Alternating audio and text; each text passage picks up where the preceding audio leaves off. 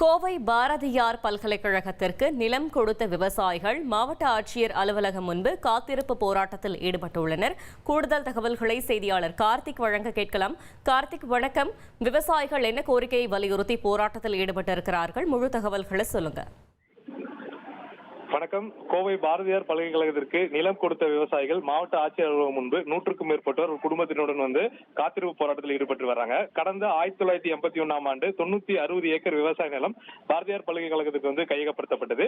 25 ஆண்டுகளாக அந்த வழக்கு நீதிமன்றத்தில் நடைபெற்று வந்தது. அதாவது அவங்களுக்கு எடுக்கப்பட்ட இடமானது முறையான அந்த இடத்துக்கான அந்த பணத்தை தரவில்லை. அந்த பணத்தை தர வேண்டும் என நீதிமன்றத்தில் வழக்கு போடப்பட்டிருந்தது.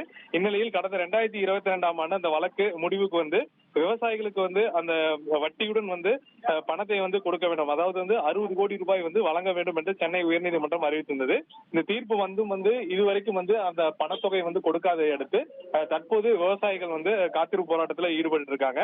இவர்களுக்கு ஆதரவா மார்க்சிஸ்ட் கம்யூனிஸ்ட் கட்சியை சேர்ந்தவர்கள் இந்த ஆர்ப்பாட்டத்தில் கலந்து கொண்டிருக்காங்க. தற்போது மாவட்ட ஆட்சியரை சந்தித்து பேசி வருகிறார்கள்.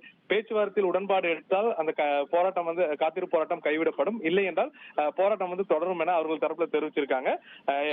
அது மட்டும் இல்லாம ஒரு கோரிக்கை வச்சிருக்காங்க. அதாவது 960 ஏக்கர்ல தற்போது வரைக்கும் 300 ஏக்கர் தான் பயன்படுத்தியிருக்காங்க.